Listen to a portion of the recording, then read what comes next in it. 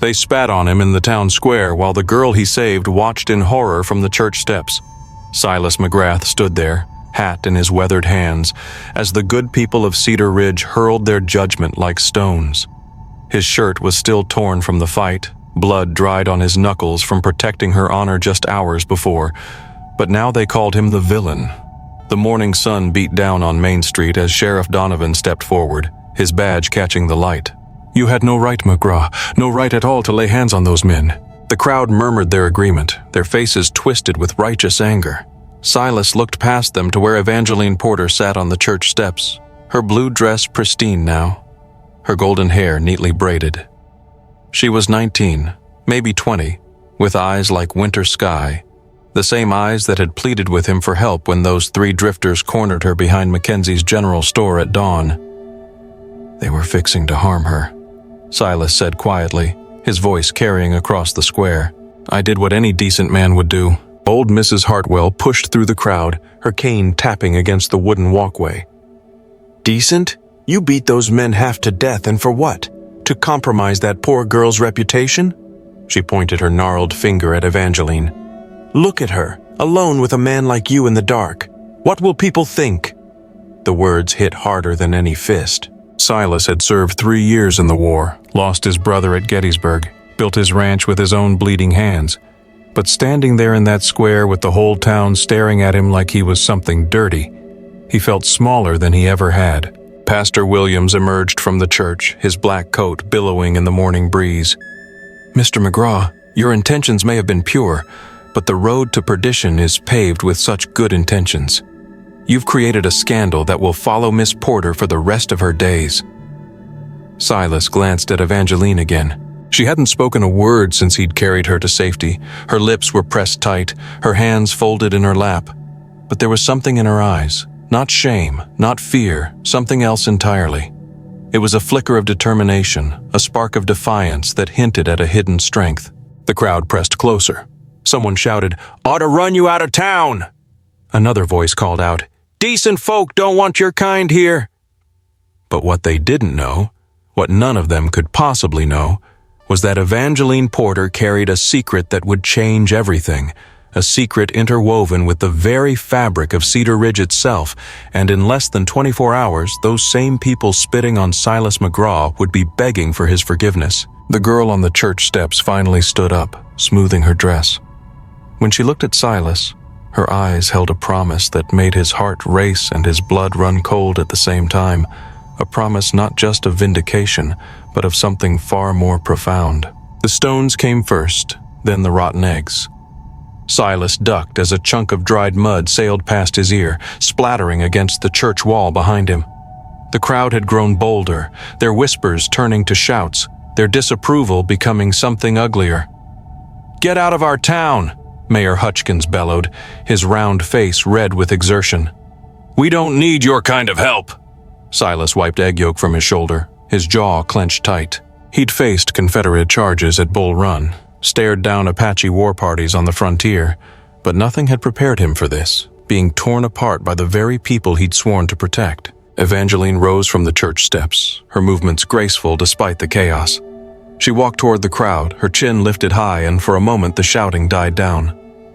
"Please," she said, her voice clear as a church bell. "Mr. McGraw saved my life. Those men were going to—" "Hush now, child," Mrs. Hartwell interrupted, waving her cane. "You don't know what you're saying. The shock has addled your thinking." "But he saved me," Evangeline insisted, stepping closer to where Silas stood. "They had knives. They said terrible things if he hadn't come when he did." Sheriff Donovan spat into the dirt. "That's just it, girl. How convenient that McGraw happened to be skulking around behind the store at dawn. Maybe he was in cahoots with them drifters. Maybe this whole thing was planned." The accusation hit Silas like a physical blow.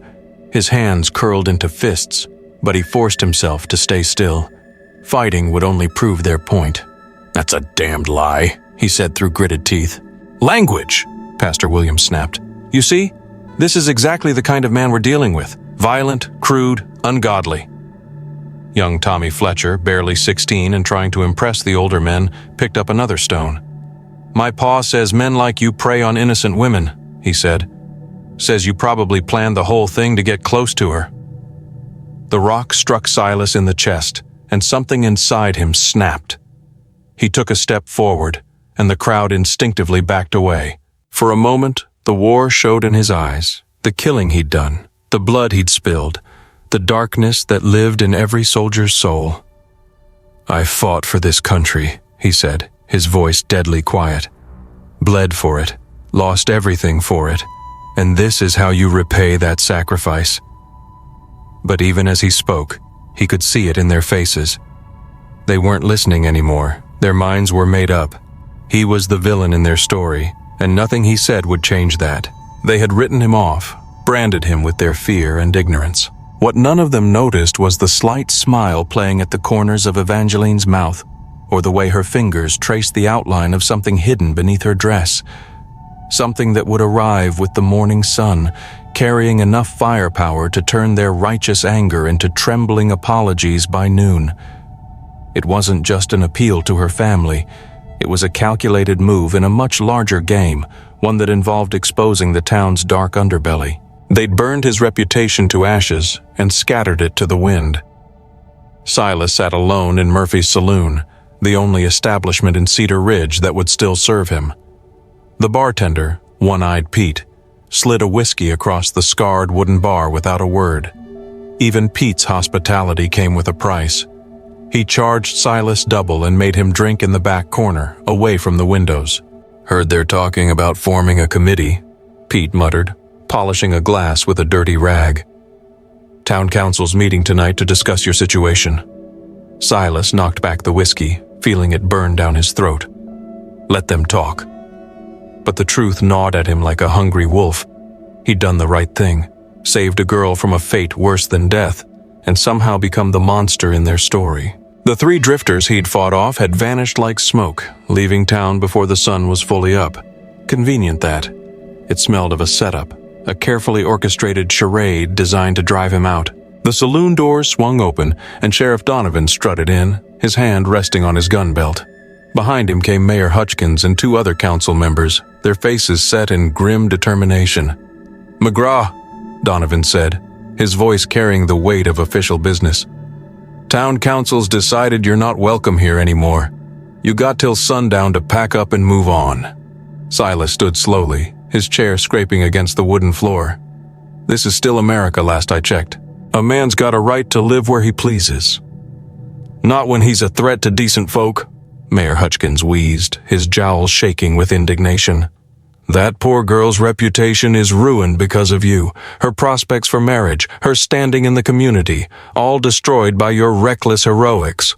"Her reputation?" Silas laughed bitterly.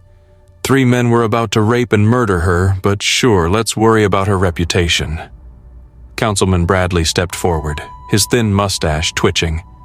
"The girl says you saved her, yes, but witnesses saw you alone with her afterward, behind the store, in the dark, for nearly an hour." The implication hung in the air like smoke from a gun barrel. Silas felt his face flush with anger. "I was making sure she was safe, making sure those animals were really gone, making sure of something, that's certain," Donovan sneered. One-Eyed Pete cleared his throat nervously. "Maybe you boys should take this outside. Don't want trouble in my place." But the trouble had already found them. Through the saloon's grimy windows, Silas could see a crowd gathering in the street. Men, women, even children, all of them staring at the saloon like it was a den of sin.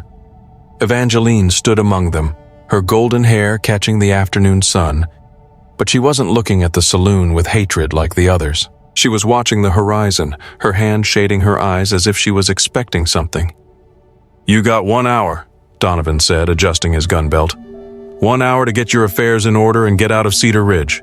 Don't make this harder than it has to be." As the men filed out of the saloon, Silas caught a glimpse of Evangeline through the window again. This time she was smiling, not the demure smile of a rescued maiden, but something sharper, something that spoke of secrets and power and a reckoning that was riding hard toward Cedar Ridge on hoofbeats that would shake the very ground beneath their feet. The town was built on secrets, on unspoken alliances and hidden debts. Evangeline held the key to unlocking them all. The telegram changed everything. Evangeline Porter walked into the telegraph office at 3, her blue dress rustling against the wooden floor. Old Samuel Morse looked up from his machine, his thick spectacles sliding down his nose. "Miss Porter, what brings you here? After what happened this morning, you should be resting." She placed a silver coin on the counter, more money than Samuel usually saw in a week. "I need to send a message, urgent priority." Samuel's eyebrows shot up as he read the address she wrote. General Augustus Porter, Fort Richardson, Texas. "Porter?" he stammered. "You're related to General Porter? The Augustus Porter?" Evangeline's smile was ice and steel. "He's my father, and he's not the only one who will be interested in what has happened here." The blood drained from Samuel's face. General Porter commanded the entire Texas military district, controlled over 3,000 cavalry troops, and had the governor's ear. Men who crossed Augustus Porter had a habit of disappearing into the desert, never to be seen again. "The message, sir," Evangeline said calmly. Samuel's hands shook as he prepared the telegraph key. Her words were short, precise, and terrifying. "Attempted assault stopped by local rancher. Town persecuting hero. Require immediate escort departing tomorrow dawn. Expose Cedar Ridge corruption. Evangeline." As the message clicked through the wires, Evangeline turned toward the window. Across the street, she could see Silas McGraw loading his few possessions into a worn wagon. The sight made her stomach twist with something that might have been guilt. "Miss Porter," Samuel whispered, "does your father know you're here?" "In Cedar Ridge? He knows exactly where I am," she replied. "And after today, he'll know exactly how his daughter was treated by the good people of this town. He will also know about the illicit dealings, the land grabs, and the backroom bargains that keep this town afloat." The truth was darker than anyone suspected. Evangeline hadn't been traveling alone when those drifters attacked her. She'd been sent to Cedar Ridge to gather evidence, to expose the corruption that had taken root like a cancer. The attack had been real, the danger genuine, but her presence in Cedar Ridge was no accident. She'd been waiting for the right moment to strike, to use her family name and influence to bring down the powerful men who were bleeding the town dry. Through the window, she watched Mayor Hutchkins approach Silas with a smug expression, probably delivering more threats about leaving town. Neither man noticed the dust cloud on the horizon, still small but growing larger. "Mr. Morse," she said sweetly, "I think you should know something else. My father doesn't respond well to threats against his family, and he especially doesn't like it when good men are punished for protecting what belongs to him. He also has a penchant for uncovering unpleasant truths, truths that some people in this town would prefer to keep buried." Samuel dropped his spectacles. She chose silence, and with it sealed Cedar Ridge's fate. By 4, word had spread through town like wildfire. Samuel Morse, despite Evangeline's implied threats, couldn't keep his mouth shut. The secret burned inside him like a fever until he finally whispered it to his wife, who told her sister, who told the preacher's wife, who ran straight to Mayor Hutchkins. "General Porter's daughter," Hutchkins repeated, his face turning the color of old parchment. "Are you certain?" Mrs. Williams nodded vigorously, her bonnet bobbing. "Samuel swears it's true. Sent a telegram to Fort Richardson herself, and the way she looked at him when she said it. Lord have mercy on our souls." The mayor stumbled backward, nearly tripping over his own feet. General Augustus Porter was a legend in Texas, a man who'd crushed the Comanche resistance, who'd hanged rustlers without trial, who'd once ordered an entire Apache village burned to the ground for stealing a single horse, and they just spent the morning humiliating the man who'd saved his daughter's life. And she had proof of their illegal activities. Meanwhile, Silas McGrath finished loading his wagon, unaware that his exile had just become his salvation. He patted his old horse's neck, checking the harness one last time. Everything he owned fit in the back of that wagon. A few clothes, his rifle, a photograph of his dead brother, and the worn Bible his mother had given him before she died. "Leaving already?" He turned to find Evangeline approaching, her hands clasped behind her back. Up close, she was even more beautiful than he'd realized, but there was something sharp in her eyes that hadn't been there that morning. "Town council made their feelings clear," Silas said quietly. "Reckon it's best for everyone if I move on." "Best for everyone?" She tilted her head, studying his face. "Mr. McGraw, do you know who I am?" "A young lady who got herself in trouble and needed help. That's all that mattered to me." Something flickered across her features, surprise or disappointment. "And if I told you that helping me might have consequences, big consequences, that this town is built on lies, on a foundation of corruption that runs deeper than anyone suspects?" Silas shrugged, climbing up onto the wagon seat. "Already having consequences, miss. But I'd do it again. Some things are worth more than a man's reputation." She watched him gather the reins, her expression unreadable. "My father's coming, Mr. McGraw. He'll be here by dawn, and he's not just coming to rescue his daughter. He's coming to expose the truth about Cedar Ridge."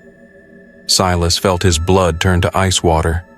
He'd heard the stories about General Porter, the mass hangings, the burned homesteads, the unmarked graves scattered across West Texas. The man didn't just dispense justice, he delivered apocalypse. "Why are you telling me this?" Evangeline stepped closer to the wagon, her voice dropping to a whisper. "Because in about 6 hours, this town is going to realize what they've done, and when they do, they're going to come begging for you to save them again. They will try to use you as a shield against my father's wrath. But this time, Mr. McGraw, the choice is yours. You can let them use you, or you can stand with me and tear down the house of cards they have built." The sound of galloping horses echoed from the distance, still faint but getting stronger. Evangeline smiled, and for the first time since that morning, it wasn't sweet or innocent. It was the smile of a woman who held the power of life and death in her delicate hands, and she was about to squeeze.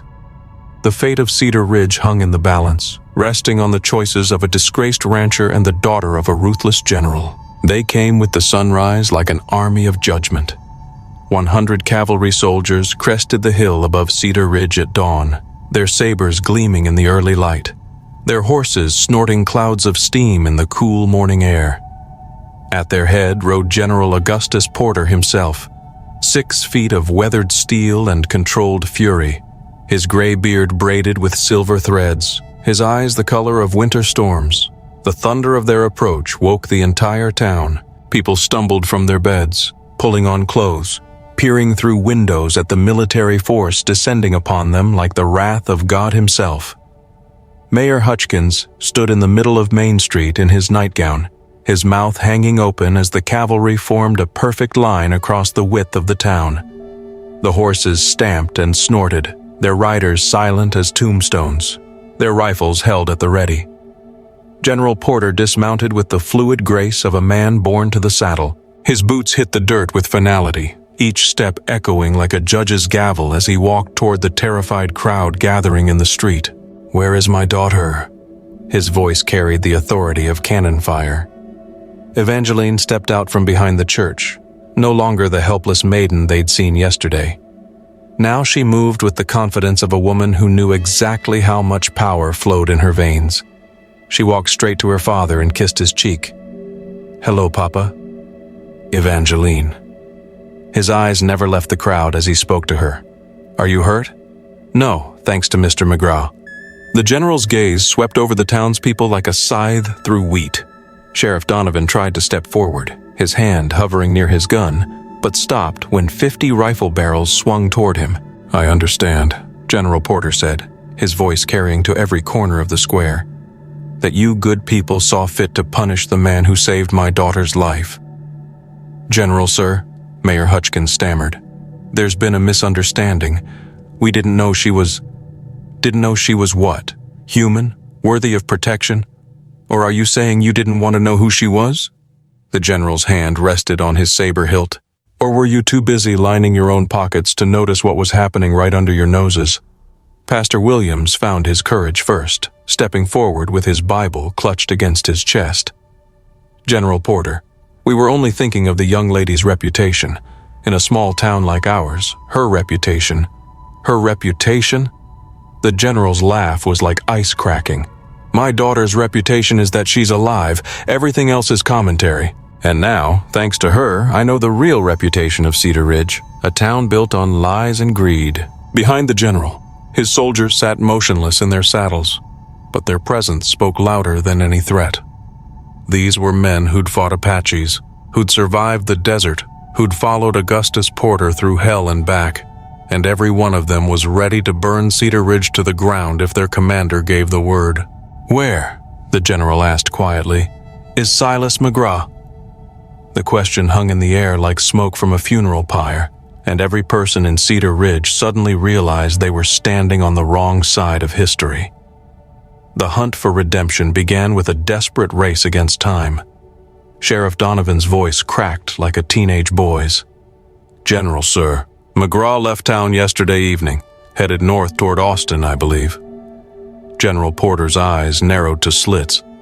"You drove him out, and you thought you could bury the truth along with him."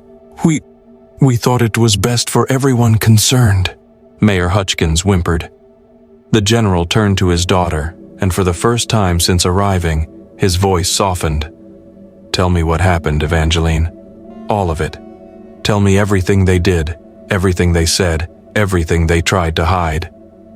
Standing there in the morning sun, surrounded by armed cavalry and a terrified town, Evangeline told her story. She spoke of the 3 drifters who'd cornered her behind the general store, of their knives and their threats, of how Silas McGraw had appeared like an avenging angel and fought them off with nothing but his fists and his fury.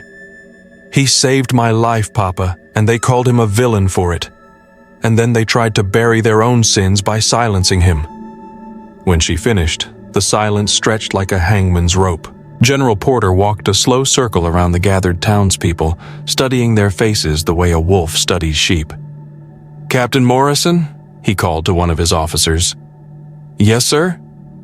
"How many men does it take to investigate the land deeds, the bank records, the business licenses of this town?" The captain didn't hesitate.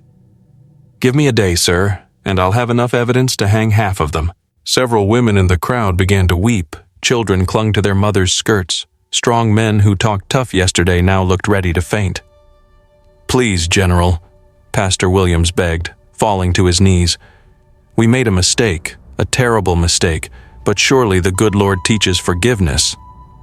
"The good Lord," General Porter interrupted, "also teaches that ye shall reap what you sow. And what you people sowed yesterday was cruelty toward a hero and corruption that stains this entire town." Old Mrs. Hartwell, who'd been among the loudest voices calling for Silas's exile, pushed through the crowd with her cane. "What do you want from us, General? Tell us how to make this right."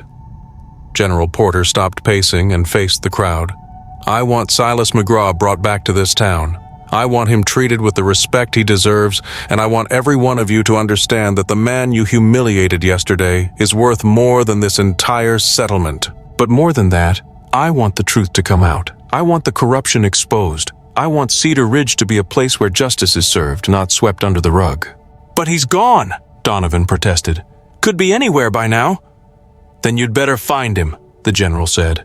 "Because if Silas McGraw isn't standing in this square by sundown, and if the truth about Cedar Ridge remains hidden, I'm going to assume this town is beyond redemption." The threat hung in the air like smoke from a distant fire.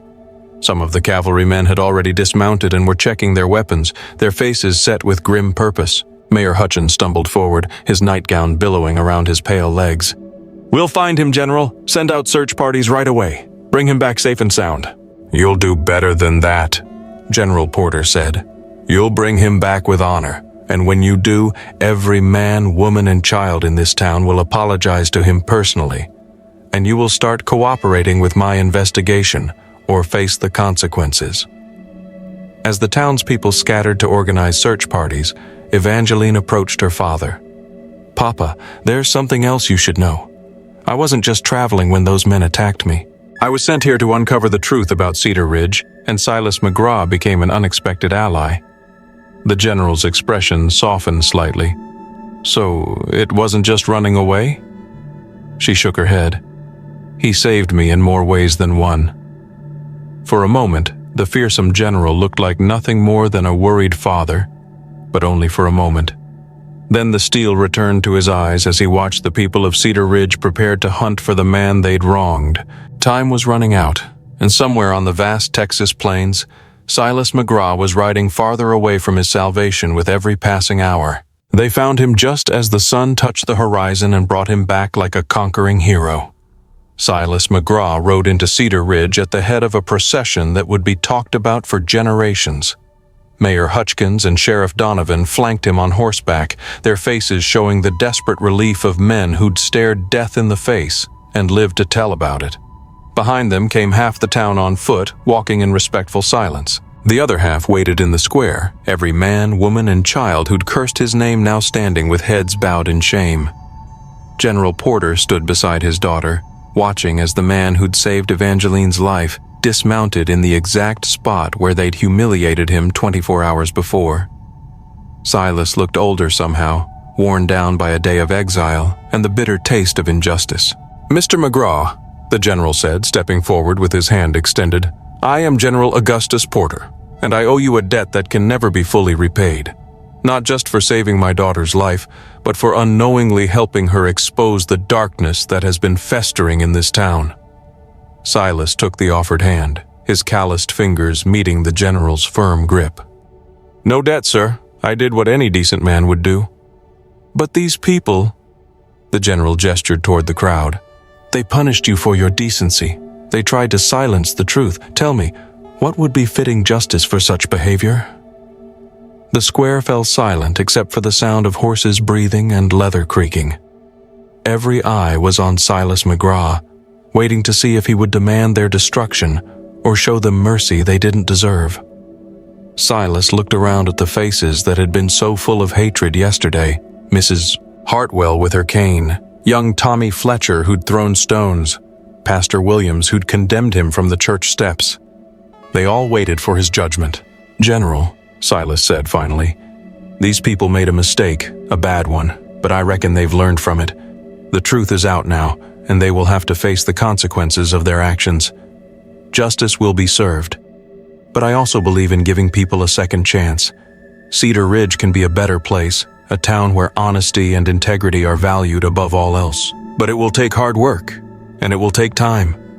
The relief that swept through the crowd was almost visible. Children began to cry with joy, women sobbed into their husbands' shoulders, and grown men wiped tears from their weathered faces. One by one, they came forward. Mayor Hutchins was first, his voice breaking as he apologized. Sheriff Donovan followed, taking off his badge and offering it to Silas as a gesture of respect. Mrs. Hartwell could barely speak through her tears, but she managed to whisper her regret. Even young Tommy Fletcher stepped up, his eyes red with shame, to ask forgiveness for the stones he'd thrown. General Porter watched it all with approval, but his attention kept drifting to his daughter and the way she looked at Silas McGraw, not with the gratitude of a rescued maiden, but with something deeper and more dangerous. "Mr. McGraw," Evangeline said as the last apology was given, "would you consider staying in Cedar Ridge? I think this town could use a man like you. A man of courage, a man of integrity, a man who is not afraid to stand up for what is right." Silas smiled, the first real smile anyone had seen from him since the ordeal began. "I reckon I might, Miss Porter. This place is starting to grow on me, especially with you here." The sun set on Cedar Ridge that evening with Silas McGrath standing tall in the town square, no longer in exile, but a hero finally recognized. General Porter oversaw the investigation into the town's corruption, and several prominent citizens were brought to justice. Cedar Ridge began the long process of rebuilding, and Silas McGrath became a symbol of their newfound commitment to honesty and fairness. He married Evangeline Porter 6 months later, and their wedding was attended by every soul in Cedar Ridge, not out of obligation, but out of genuine love for the man who taught them the true meaning of courage. Sheriff Donovan retired and convinced Silas to take his place, where he served with honor for 20 years, ensuring that justice was served equally to all. The 3 drifters who'd started it all were eventually apprehended and brought to justice, their connection to the town's corrupt leaders revealed. As for Cedar Ridge, it became known throughout Texas as a town where heroes were honored, where the truth prevailed, and where good men never walked alone. And it all started with a telegram and the courage of 2 unlikely allies. Now click on the video on the screen to hear a story even better than this one with a twist so powerful.